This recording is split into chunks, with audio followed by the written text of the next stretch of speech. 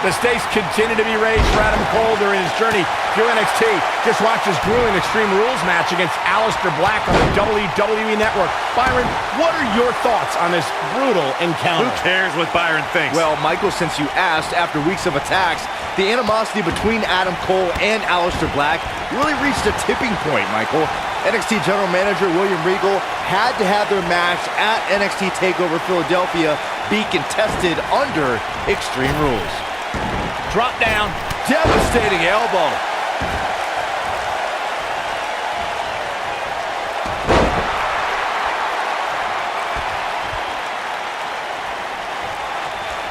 You gotta believe this one's over. What a stomp. Good grief. Oh, man. Right to the arm. Hyperextend your elbow.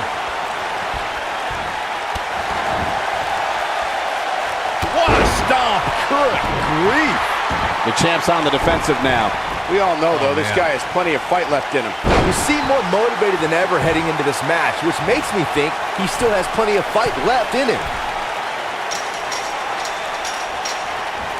Ooh! This might be it! Oh, my.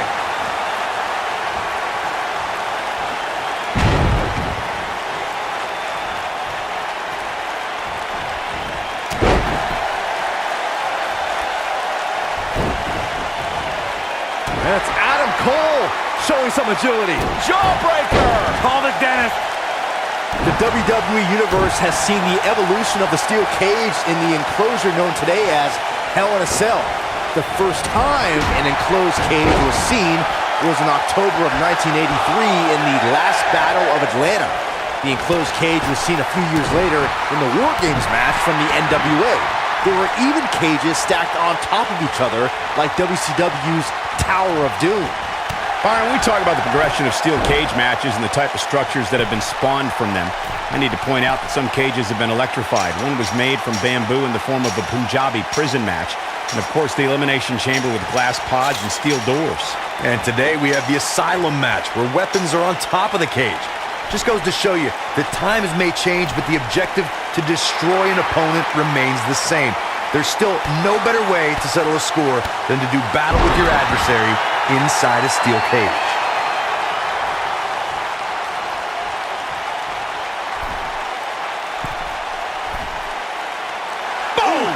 Boom!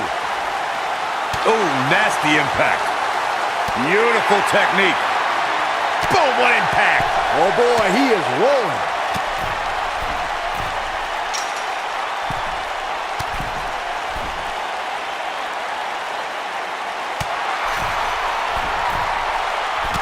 The champ on the defensive now.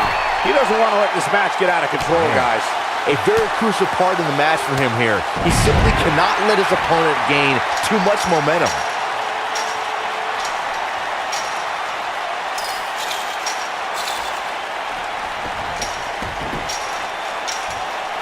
The steel cage is a massive enclosure that stands 15 feet in height. For almost 35 years, a select group of high flyers have taken their aerial assaults to greater heights. And when I say that, I mean superstars climb to the top of the steel cage, the real high-rent district, and dive off onto their opponent. And that all started with one man in October of 1983, Jimmy Superfly Snuka. To your point earlier, Byron, we've definitely seen some unbelievable attacks be launched from the top of the steel cage. And you mentioned the most iconic, the steel cage match for the Intercontinental Championship that saw Jimmy Superfly Snuka clash against bitter rival, the magnificent Morocco. There's no denying that Superfly set the bar. You look over the years to people like Jeff and Matt Hardy, Eddie Guerrero, Kurt Angle, and Chris Jericho. They continued to push the envelope and executed unbelievable attacks from the top of the cage. And watch Rikishi take flight off the top of the steel cage. Wow. We talk about how important stipulations are in a steel cage match. If superstars sign a contract where the only way to win is escape the cage and have both your feet touch the floor, the competitors must have a plan.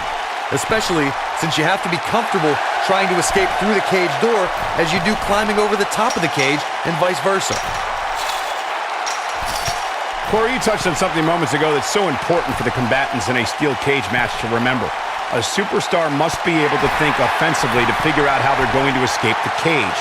They must think defensively at the same time so they can prevent their opponent from getting out of the cage first and winning the match. Well, a superstar must become comfortable with escaping the cage by both exiting the cage door and by climbing over the top of the cage. They must also be aware of their attributes and what's best for them. Let's just say if you're a giant like The Big Show, The Undertaker, Kane, or even Braun Strowman, it's preferred to exit through the cage door.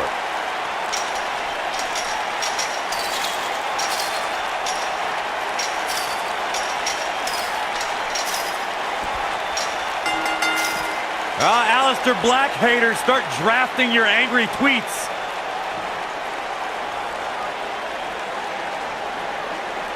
No doubt that was a match people will be telling their kids about for years to come. Here's another look. Here is your winner and new NXT North American Champion, Aleister Black. That's a win worth celebrating. And talk about displaying a never-say-die attitude. It was as if winning was the only option here tonight. We may be in New Orleans tonight, but I assure you there was nothing easy about that win right there.